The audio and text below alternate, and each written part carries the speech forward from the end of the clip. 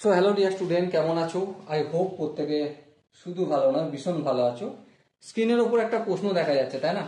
প্রশ্নটা কি বলা হয়েছে দেখো, 1 plus tan square A divided by 1 plus cot square A, এটা সমান কি দেখাতে হবে?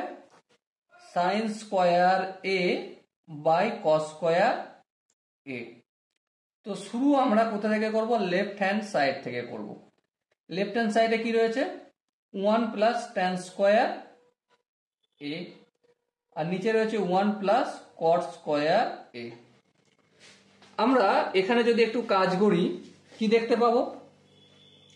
দুটো ফর্মুলা আমরা জানি, sec square theta minus tan square theta equal to 1, sec square theta equal to 1 plus tan square theta.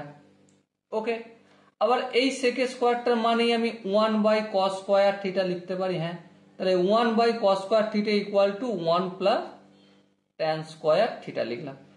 তো দেখো লবে 1 প্লাস ট্যান স্কোয়ার থিটার জায়গায় আমি 1 বাই কস স্কোয়ার এ লিখবো, কারণ এখানে এ আছে, এটা লিখবো।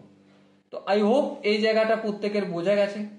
এরপর যেটা লিখবো সেটা হচ্ছে cosec square theta minus cot square theta equal to 1।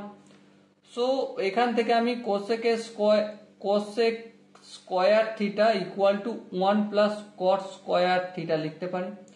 আবার এখানে কোসেক স্কোয়ার থিটার জায়গায় আমি 1 বাই সাইন স্কোয়ার থিটা লিখে দিলাম, আর এখানে যেমন 1 প্লাস কট স্কোয়ার থিটা রয়েছে তেমন রাখলাম।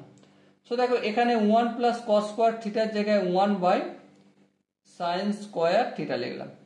এবার দেখো উপরটা কি রয়েছে? উপরটা রয়েছে 1 বাই কস স্কোয়ার এ। আচ্ছা বাই দ্য ওয়ে, এখানটা থিটা কেন? এ হবে তো। ওকে, এবার দেখো এটা বড় ডিভাইড চিহ্ন, এটাকে আমি মাল্টিপল চিহ্ন করলাম। ভুল করেছি? হ্যাঁ ভুল করেছি। ঠিক করতে গেলে কি করতে হবে? 1 বাই সাইন স্কোয়ার এ আছে, এটাকে কি করতে হবে? সাইন স্কোয়ার এ বাই 1 করতে হবে। 1 এর সঙ্গে সাইন স্কোয়ার এ গুণ করলে অবভিয়াসলি সাইন স্কোয়ার এ হয়, কস স্কোয়ার এর সঙ্গে 1 গুণ করলে অবভিয়াসলি কস স্কোয়ার এ হয়। আর এটাই দেখো রাইট হ্যান্ড সাইডে লেখা রয়েছে। সো প্রমাণিত হলো। আই হোপ প্রত্যেকে এই কোশ্চেনের কনসেপ্টটা বুঝতে পেরেছো। এবার যদি কারো বুঝতে অসুবিধা থাকে তো অবশ্যই কমেন্ট সেকশন রয়েছে, কমেন্টে তো জানাবে। আর চ্যানেলটা সাবস্ক্রাইব করে রাখবে, কারণ জেইই রিলেটেড যত রকম প্রশ্ন আসতে পারে বা কনসেপ্ট ক্লিয়ার করার জন্য যত অঙ্ক প্র্যাকটিস করার দরকার, বিভিন্ন বই থেকে পুরো বইয়ের পর বই আমি সলভ করব।